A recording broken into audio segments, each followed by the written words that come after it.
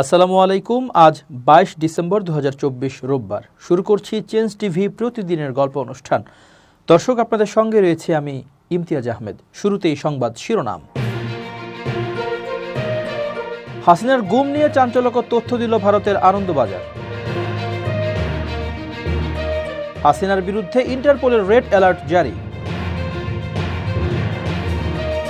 কক্সবাজার সীমান্তে মিয়ানমারের ভূখণ্ড দখল নিল আরাকান আর্মি।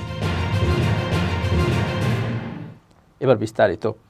ভারতের গণমাধ্যম আনন্দবাজার পত্রিকা বাংলাদেশের রাষ্ট্রীয় সংবাদ সংস্থা বাসসের বরাত দিয়ে ক্ষমতাচ্যুত প্রধানমন্ত্রী শেখ হাসিনাকে নিয়ে প্রতিবেদন প্রকাশ করেছে।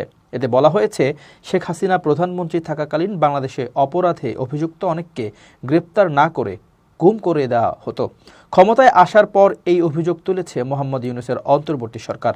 এবার তাদের তদন্ত কমিশন সেই সব গুমের ঘটনায় প্রতিবেশী ভারতের যোগ রয়েছে বলে অভিযোগ তুলল। হাসিনা সরকারের আমলে বিভিন্ন অভিযোগের সত্য উদ্ঘাটনের উদ্দেশ্যে একটি তদন্ত কমিশন গঠন করে বাংলাদেশ। সুপ্রিম কোর্টের অবসরপ্রাপ্ত বিচারপতি মইনুল ইসলাম চৌধুরীর নেতৃত্বাধীন 5 সদস্যের কমিশন সম্প্রতি একটি রিপোর্ট তুলে দিয়েছে অন্তর্বর্তী সরকারের প্রধান উপদেষ্টা ইউনূসের হাতে। হাসিনার আমলে গুমের ঘটনাগুলিতে ভারতের যোগের কথাই শুধু নয়, ওই রিপোর্টে দাবি করা হয়েছে এখনও কিছু বাংলাদেশি বন্দী ভারতের জেলে আটকে থাকতে পারেন। দেশের আইন মহলে এই ধরনের কথা চালু আছে বলে জানিয়েছে তদন্ত কমিশন। কমিশনের রিপোর্টে বলা হয়েছে, ভারতে এখনও কিছু বাংলাদেশি বন্দী আটকে থাকতে পারেন। স্বরাষ্ট্র মন্ত্রণালয়ের কাছে আমাদের প্রস্তাব তাদের চিহ্নিত করা হোক, কারণ আমাদের পক্ষে বাংলাদেশের সীমানার বাইরে কিছু করা সম্ভব নয়। আনন্দবাজার পত্রিকার খবরে বলা হয়, ভারতের সঙ্গে হাসিনার ঘনিষ্ঠতা প্রথম থেকেই ভালো চোখে দেখছে না ইউনূসের সরকার। তাদের তদন্ত কমিশন এও দাবি করেছে, দুই দেশের মধ্যে বন্দি বিনিময় করা হয়ে থাকতে পারে। সেই সব বন্দীদের সম্ভাব্য ভাগ্য সম্পর্কেও দুই দেশের মধ্যে আলোচনা হয়ে থাকতে পারে। এই দাবির প্রেক্ষিতে দুটি মামলার কথা উল্লেখ করেছে কমিশন। প্রথমত বলা হয়েছে সুখরঞ্জন বালির কথা, যাকে বাংলাদেশের সুপ্রিম কোর্ট চত্বর থেকে অপহরণ করা হয়েছিল, পরে তাকে ভারতের জেলে পাওয়া যায়। দ্বিতীয়ত বিএনপি নেতা সালাউদ্দিন আহমেদের কথা উল্লেখ করা হয়েছে, যার অভিজ্ঞতা থেকেও ভারত বাংলাদেশ যোগের প্রমাণ মেলে বলে দাবি। 2015 সালে ঢাকা থেকে সালাউদ্দিনকে তুলে নিয়ে যাওয়া হয়েছিল, পরে সেই অভিজ্ঞতা বর্ণনা করেছেন তিনি। ডক্টর ইউনূসের কাছে গত সপ্তাহে তদন্ত রিপোর্ট জমা দিয়েছে বাংলাদেশের এই কমিশন। রিপোর্টের শিরোনাম ছিল সত্য উদ্ঘাটন। ওই রিপোর্টে বলা হয়েছে, হাসিনার আমলে 3,500-এর বেশি মানুষকে গুম করা হয়েছিল। হাসিনা এবং তার একাধিক উপদেষ্টা মন্ত্রীদের সরাসরি যোগ ছিল সেসব ঘটনায়। মূলত বাংলাদেশের এলিট ফোর্স র্যাবের মাধ্যমে গুম করানো হতো বলে দাবি করেছে কমিশন। পরিসংখ্যান বলছে, এখন পর্যন্ত বাংলাদেশের বিভিন্ন থানায় মোট 1676টি গুমের অভিযোগ দায়ের হয়েছে। তার মধ্যে 758টি অভিযোগের তদন্ত হয়েছে। এদের মধ্যে 27% মানুষকেই আর খুঁজে পাওয়া যায়নি। পরে যারা ফিরেছেন তাদের পুলিশের খাতায় গ্রেপ্তার হিসেবে দেখানো হয়েছিল। ঢাকা এবং তার বাইরে মোট 8টি গোপন বন্দিশালাও খুঁজে পেয়েছে কমিশন। সাবেক প্রধানমন্ত্রী ও আওয়ামী লীগ সভাপতি শেখ হাসিনার বিরুদ্ধে রেড নোটিশ জারি করেছে ইন্টারপোল। রোববার আন্তর্জাতিক অপরাধ ট্রাইব্যুনালের চিফ প্রসিকিউটর মোহাম্মদ তাজুল ইসলাম তথ্য জানিয়েছেন। এর আগে গত 10 নভেম্বর আইন, বিচার ও সংসদ বিষয়ক উপদেষ্টা ডক্টর আসিফ নজরুল গণমাধ্যমকে বলেন, শেখ হাসিনা সহ জুলাই-আগস্ট গণহত্যায় অভিযুক্ত পলাতক সব আসামিকে ফিরিয়ে আনতে ইন্টারপোলের মাধ্যমে রেড অ্যালার্ট নোটিশ জারি করতে যাচ্ছে সরকার। পরে 12 নভেম্বর এক প্রেস ব্রিফিংয়ে চিফ প্রসিকিউটর মোহাম্মদ তাজুল ইসলাম বলেন, শেখ হাসিনা গণহত্যা, গুম সহ মানবতা বিরোধী অপরাধে অভিযুক্ত এবং মামলার আসামি। তবে শেখ হাসিনা পালিয়ে গেছেন এবং বর্তমানে দেশের সীমানার বাইরে অবস্থান করছেন। এরকম একজন অপরাধীকে গ্রেপ্তার করতে বা তার বিরুদ্ধে রেড অ্যালার্ট নোটিশ জারি করতে আন্তর্জাতিক সংস্থা হিসেবে ইন্টারপোলকে চিঠি দেওয়া হয়েছে। প্রসঙ্গত, গত 14 অক্টোবর আন্তর্জাতিক অপরাধ ট্রাইব্যুনাল পুনর্গঠন করা হয়। ট্রাইব্যুনালের চেয়ারম্যান হিসেবে নিয়োগ পান হাইকোর্টের বিচারপতি গোলাম মর্তুজা মজুমদার, আর সদস্য হিসেবে নিয়োগ পান হাইকোর্টের বিচারপতি শফিউল আলম মাহমুদ ও অবসরপ্রাপ্ত জেলা ও দায়রা জজ মহিতুল হক এনাম চৌধুরী। এর আগে চিফ প্রসিকিউটর সহ প্রসিকিউশন ও তদন্ত সংস্থার নিয়োগ দেওয়া হয়। এরপর মানবতা বিরোধী অপরাধে শেখ হাসিনা, তার মন্ত্রিসভার সদস্য, পুলিশ সদস্য সহ সংশ্লিষ্টদের বিরুদ্ধে গ্রেপ্তারি পরোয়ানা জারি করা হয়। বিএনপির স্থায়ী কমিটির সাবেক সদস্য প্রয়াত সালাউদ্দিন কাদের চৌধুরীর ছেলে হুম্মাম কাদের চৌধুরী আন্তর্জাতিক অপরাধ ট্রাইব্যুনালে এসেছেন। রোববার দুপুরে ট্রাইব্যুনালের চিফ প্রসিকিউটর মোহাম্মদ তাজুল ইসলামের সঙ্গে তিনি সাক্ষাৎ করেন। পরে তিনি সাংবাদিকদের বলেন, শেখ হাসিনা ফ্যাসিবাদী শাসনামলে আমি 7 মাস গুম ছিলাম। সেই বিষয়ে কিভাবে অভিযোগ দেওয়া যায় তা নিয়ে কথা বলতে ট্রাইব্যুনালে এসেছিলাম। এ সময় গুমের বিষয়ে ট্রাইব্যুনালে অভিযোগ দাখিলের ইঙ্গিত দেন তিনি। এর আগে গত 16 নভেম্বর আয়নাঘরের দিনগুলোর দুঃস্মৃতির সামনে এনে হুম্মাম কাদের চৌধুরী গণমাধ্যমকে বলেন, গুমের পুরো জিনিসটা কিন্তু পুরো পরিকল্পিত একটা অপারেশন ছিল, আমি তো তখন জানতাম না। আমাকে প্রথম গায়েব করা হলো। আমার পরপরই জামাত নেতা মীর কাশেম আলীর ছেলে মীর আরমান এবং গোলাম আজমের ছেলে আবদুল্লাহিল আমান আজমিকে গুম করা হলো। আমাদের সবার কানেকশন একটাই, আমাদের বাবারা সবাই সিনিয়র রাজনীতিবিদ ছিলেন এবং আমি রাজনীতির সঙ্গে যুক্ত হয়ে গিয়েছিলাম। আজমি ভাই সাবেক আর্মি সদস্য এবং আরমান রাজনীতির সঙ্গে যুক্ত ছিলেন না। এই জিনিসটি নিয়ে আমরা কনফিউশনে ছিলাম। আমাদের 3 জনকে কেন গুম করা হলো এখন বুঝতে পারছি। তারা চাচ্ছিল যে পরিবারের লিডারদের হত্যা করা হয়েছে, পরবর্তী প্রজন্ম যেন প্রতিবাদ করার সাহস না করে। তারা চাচ্ছিল যে পরিবারগুলোকে ধ্বংস করে দেয়া হোক। ছাড়া পেয়েছি আল্লাহর অনেক রহমত, মায়ের দোয়া, মানুষজনের দোয়ায়। হুম্মাম কাদের চৌধুরীর বাবা সালাউদ্দিন কাদের চৌধুরীকে মানবতা বিরোধী অপরাধের মামলায় শেখ হাসিনার সরকার ফাঁসি কার্যকর করে।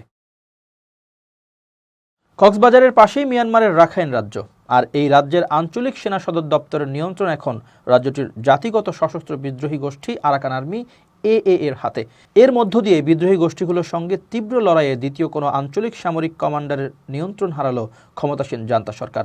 এক বিবৃতিতে আরাকান আর্মি বলেছে, 2 সপ্তাহ ধরে তীব্র লড়াইয়ের পর শুক্রবার রাখাইনের আন শহরে অবস্থিত জান্তা বাহিনীর পশ্চিমাঞ্চলীয় সামরিক কমান্ডের পতন হয়েছে। এর পূর্ণ নিয়ন্ত্রণ এখন আমাদের হাতে। তবে এ ব্যাপারে জান্তা কর্তৃপক্ষের সঙ্গে যোগাযোগ করা হলেও তাদের সাড়া পাওয়া যায়নি। বিশ্লেষকেরা বলছেন, গুরুত্বপূর্ণ এই সামরিক কমান্ডারের নিয়ন্ত্রণ হারানো জান্তা সরকারের জন্য বড় ধাক্কা। কেননা এটি ছিল রাখাইনে জান্তা বাহিনীর নিয়ন্ত্রণে থাকা সর্বশেষ শক্ত ঘাঁটি। মিয়ানমারের সামরিক বাহিনীর আঞ্চলিক কমান্ডো রয়েছে 14টি। এসব কমান্ডের অধীনে নির্দিষ্ট একটি অঞ্চলে সামরিক কার্যক্রম পরিচালিত হয়। এর আগে গত আগস্টে চীন সীমান্তবর্তী শান রাজ্যের রাজধানী লাসিওতে অবস্থিত উত্তর পূর্বাঞ্চলীয় সামরিক কমান্ডের নিয়ন্ত্রণ নেয় বিদ্রোহীরা। এটি ছিল বিদ্রোহীদের দখলে যাওয়া প্রথম কোনো আঞ্চলিক সেনা কমান্ড। ভিডিও চিত্রে দেখা গেছে আন শহরে জান্তার আঞ্চলিক সেনা সদর দপ্তরের ভবনগুলো থেকে ধোঁয়ার কুণ্ডলি উঠছে। হামলায় মারাত্মক ক্ষতিগ্রস্ত হয়েছে ভবনগুলোর বড় একটি অংশ। এর আগে গত মঙ্গলবার একটি ভিডিও প্রকাশ করে আরাকান আর্মি। তাতে দেখা যায় জান্তা বাহিনীর কয়েক ডজন সেনা ও তাদের পরিবারের সদস্যদের জিম্মি করে রেখেছে বিদ্রোহী যোদ্ধারা। আরাকান আর্মির মুখপাত্র খাইং থুকা দেশটির গণমাধ্যম ইরাবতীকে বলেন, রাখাইনে জান্তা বাহিনীর deputy commander brigadier general Thaung Tun ও chief of staff brigadier Kyaw Kyaw থানকে আটক করা হয়েছে। জান্তা বাহিনীর কিছু সেনা পালিয়ে গেছেন, তাদের ধরতে আমাদের অভিযান চলছে। তবে জান্তা বাহিনীর পক্ষ থেকে এখনও বিমান হামলা চলছে বলে জানান তিনি। এর আগে 6 ডিসেম্বর আরাকান আর্মি এক বিবৃতিতে দাবি করে আন শহরে অবস্থিত জান্তার 30টির বেশি ঘাঁটির নিয়ন্ত্রণ নিয়েছে তারা। এসব ঘাঁটির মধ্যে বিভিন্ন ব্যাটালিয়নের সদর দপ্তরও রয়েছে। তখন রাখাইনে জাতিগত এই বিদ্রোহী গোষ্ঠী জানিয়েছিল, এখন শুধু পশ্চিমাঞ্চলীয় সামরিক কমান্ডের নিয়ন্ত্রণ নেওয়া বাকি। গত বছরের নভেম্বরে রাখাইনে জান্তা বাহিনীর ঘাঁটি ও অবস্থান নিশানা করে বড় পরিসরে হামলা শুরু করে আরাকান আর্মি।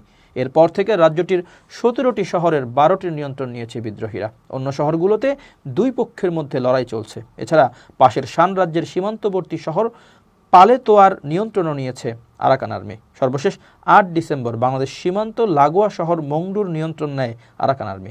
এর মধ্য দিয়ে মিয়ানমার ও বাংলাদেশের 270 কিলোমিটার সীমান্ত পুরোপুরি আরাকান আর্মির দখলে চলে গেছে।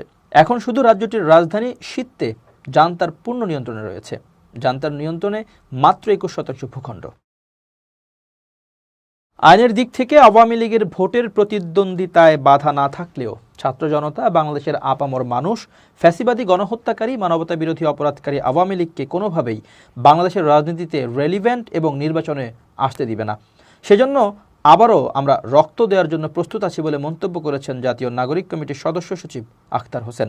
রোববার দুপুরে জুলাই বিপ্লবে রংপুরের কাউনিয়া ও পীরগাছা উপজেলার 8 শহীদের কবর জিয়ারত ও পরিবারের সঙ্গে সাক্ষাতের আগে সাংবাদিকদের একথা বলেন আখতার। আখতার বলেন, বাংলাদেশের মানুষের উপর গণহত্যা চালিয়ে যে ভয়ঙ্কর পাপ আওয়ামী লীগ দল হিসেবে করেছে, সে পাপ থেকে মুক্তির এখনও পর্যন্ত কোনো উপায় তারা অবলম্বন করে নাই। আওয়ামী লীগের বিচার এখনও পর্যন্ত হয় নাই। ছাত্রলীগের সন্ত্রাসীরা এখনও পর্যন্ত আমাদের সহযোদ্ধাদের খুনের হুমকি দিয়ে বেড়াচ্ছে, বিভিন্ন জায়গায় খুনের ঘটনাগুলো ঘটাচ্ছে। তাদেরকে কোনোভাবেই বাংলাদেশের রাজনীতি করতে দেওয়া হবে না। এবার খুব জরুরি 1 মিনিট জানাচ্ছেন ইউনেস্কো ক্লাব পুরস্কার বিজয়ী সাংবাদিক আমিরুল মোমিনিন মানিক। খুব জরুরি 1 মিনিটে প্রত্যেককে আমন্ত্রণ। যে কোনো সময় যে কেউ অসুস্থ হয়ে যেতে পারে। এই অসুস্থ হয়ে গেলে আমরা অনেক সময় কি করব ভেবে পাই না। আপনি তাৎক্ষণিকভাবে 16263 এই নাম্বারে ফোন করে পরামর্শ নিতে পারেন। এটা স্বাস্থ্য মন্ত্রণালয় কর্তৃক পরিচালিত জাতীয় স্বাস্থ্য বাতায়নের নাম্বার। এটি একটি জাতীয় সেবা। যে কোনো মুহূর্তে যে কেউ অসুস্থ হয়ে গেলে যখন আমরা কিংকর্তব্য বিমূঢ় হয়ে যাই, তখন এখানে ফোন করে প্রয়োজনীয় পরামর্শ নিতে পারি। এই জন্যে আপনি কাগজ এবং কলম হাতে রাখবেন। ফোন করে আপনি আপনার অভিযোগ বা আপনার প্রয়োজনীয়তাটা বলবেন। ওই প্রান্তে থাকা একজন এক্সপার্ট আপনাকে যথাযথ পরামর্শ দেবেন। সেই পরামর্শগুলো লিখে রাখার জন্যে হাতের কাছে কাগজ এবং কলম প্রয়োজন। প্রিয় বন্ধুরা, এভাবে স্বাস্থ্য বিষয়ক যে কোনো সেবা 16263 থেকে পেতে পারেন। এর বাইরে কোনো হসপিটালের বিরুদ্ধে অথবা কোনো ডাক্তারের বিরুদ্ধে চিকিৎসা সেবা না পাওয়ার অভিযোগ থাকলেও 16263-তে ফোন করে উপকৃত হতে পারেন। ভালো থাকবেন, শুভেচ্ছা নিরন্তর। এবার দেশের বাইরের প্রসঙ্গ। ভুলক্রমে ছোড়া নিজেদের গুলিতে লোহিত সাগরে একটি মার্কিন যুদ্ধবিমান ভূপাতিত হয়েছে বলে যুক্তরাষ্ট্রের সামরিক বাহিনী জানিয়েছে। তবে এই ঘটনায় বিধ্বস্ত বিমানের 2 পাইলটকে জীবিত উদ্ধার করা হয়েছে। তাদের মধ্যে একজন আহত হয়েছেন। শনিবার যুক্তরাষ্ট্রের সামরিক বাহিনীর সেন্ট্রাল কমান্ড এক বিবৃতিতে এ তথ্য জানিয়েছে। এতে বলা হয়েছে, লোহিত সাগরের আকাশে দৃশ্যত ফ্রেন্ডলি ফায়ারে আমেরিকান একটি যুদ্ধবিমান ভূপাতিত হয়েছে। সেন্ট্রাল কমান্ডের তথ্য অনুযায়ী মার্কিন নৌবাহিনীর যুদ্ধবিমান FA-18 হর্নেটের উভয় পাইলটই নিরাপদে বিমান থেকে বেরিয়ে এসেছেন। তাদের মধ্যে একজন সামান্য আহত হয়েছেন। শনিবার ইরান সমর্থিত ইয়েমেনের বিদ্রোহী গোষ্ঠী হুতিদের ক্ষেপণাস্ত্র গুদাম এবং কমান্ড ও কন্ট্রোল সেন্টার লক্ষ্য করে যুক্তরাষ্ট্র বিমান হামলা চালানোর দাবি করার পরপরই লোহিত সাগরে মার্কিন যুদ্ধবিমান ভূপাতিত হওয়ার ঘটনা ঘটেছে। যুক্তরাষ্ট্রের সেন্ট্রাল কমান্ড বলেছে, লোহিত সাগরের আকাশে হুতিদের একাধিক ড্রোন ও জাহাজ বিধ্বংসী ক্রুজ ক্ষেপণাস্ত্র ধ্বংস করা হয়েছে। বিবৃতিতে লোহিত সাগরে ভুলক্রমে ছোড়া নিজেদের গুলিতে যুদ্ধবিমান ভূপাতিত করার তথ্য নিশ্চিত করেছে সেন্ট্রাল কমান্ড। বিবৃতিতে বলা হয়েছে, মার্কিন রণতরী USS গেটিসবার্গ থেকে ভুলক্রমে ছোড়া গাইডেড ক্ষেপণাস্ত্র নৌবাহিনীর একটি FA-18 যুদ্ধবিমানে আঘাত হেনেছে। ভূপাতিত যুদ্ধবিমানটি আরেক রণতরী USS হ্যারি এস ট্রুম্যানের ক্রুরা পরিচালনা করছিলেন। ভূপাতিত যুদ্ধবিমানটি ইয়েমেনের হুথিদের বিরুদ্ধে চালানো সামরিক অভিযানে অংশ নিয়েছিল কিনা তা পরিষ্কার নয়। এর আগে সেন্ট্রাল কমান্ড বলেছিল, হুথিদের কর্মকাণ্ডকে ব্যাহত এবং হামলার সক্ষমতা ধ্বংস করার লক্ষ্যে শনিবার ভোরের দিকে সানায় হামলা করা হয়েছে। দক্ষিণ লোহিত সাগর, বাব আল মানদেব এবং এডেন উপসাগরে বাণিজ্যিক জাহাজ ও মার্কিন নৌবাহিনীর যুদ্ধ জাহাজের বিরুদ্ধে হুথিদের হামলার সক্ষমতা হ্রাস করাই ছিল এই হামলার লক্ষ্য। গাজা উপত্যকায় গত 7 অক্টোবর ইসরায়েলি বাহিনীর হামলার জবাবে ফিলিস্তিনিদের প্রতি সংহতি জানিয়ে নভেম্বর থেকে লোহিত সাগর এবং এডেন উপসাগরে চলাচলকারী বাণিজ্যিক জাহাজগুলোতে হামলা চালিয়ে আসছে হুথি বিদ্রোহীরা। প্রথম দিকে ইসরায়েলের সঙ্গে সম্পর্কিত জাহাজগুলোতে হামলা চালালেও বর্তমানে যুক্তরাজ্য, যুক্তরাষ্ট্র এবং অন্যান্য বাণিজ্যিক জাহাজেও হামলা চালাচ্ছে এই গোষ্ঠীটি। গাজায় ইসরায়েলের সামরিক অভিযানের প্রতিবাদে গত বছরের 19 নভেম্বর থেকে এডেন উপসাগর ও লোহিত সাগরে চলাচলকারী বাণিজ্যিক জাহাজে ড্রোন এবং ক্ষেপণাস্ত্র হামলা শুরু করে হুথি বিদ্রোহীরা। ইয়েমেনের সর্বাধিক জনবহুল এলাকার নিয়ন্ত্রণকারী এই গোষ্ঠীর অনবরত হামলায় বৈশ্বিক পণ্য পরিবহনের অন্যতম প্রধান এই জলপথে ব্যাপক সংকট তৈরি হয়েছে। হুথিদের একের পর এক জাহাজে হামলার জবাবে মার্কিন ও ব্রিটিশ সামরিক বাহিনী প্রায়ই হুথিদের অবস্থানে হামলা চালাচ্ছে। শনিবারও ইয়েমেনের সশস্ত্র এই গোষ্ঠীর লক্ষ্যবস্তুতে নতুন করে হামলা চালিয়েছে যুক্তরাষ্ট্র।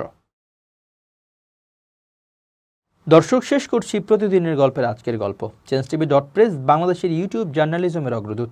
ভিজিট করুন এর ওয়েবসাইট www.changetv.press, youtube.com/changetvpress এবং সাবস্ক্রাইব করুন চ্যানেলটি। নিয়মিত লাইক, কমেন্ট ও শেয়ার করে আপডেট রাখুন নিজেকে। ভালো থাকুন, নিরাপদে থাকুন। শুভেচ্ছা নিরন্তর।